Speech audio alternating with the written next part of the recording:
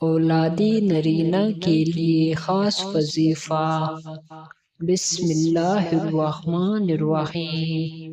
بیٹا ہو یا بیٹی، اولاد دونوں صورتوں میں اللہ پاک کی رحمت اور نعمت سے کم نہیں، مگر میں آپ کو دو الفاظ بتاؤں گا جس کی وجہ سے انشاءاللہ اللہ تعالیٰ کے فضل و کرم سے آپ کے ہاں اولاد نرینہ نصیب ہوگی، اور وہ دو الفاظ یہ ہے۔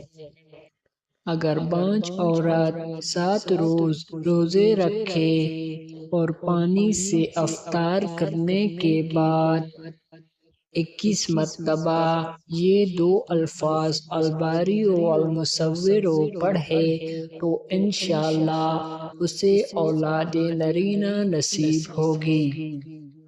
الباری و المصور یہ دو الفاظ ہیں۔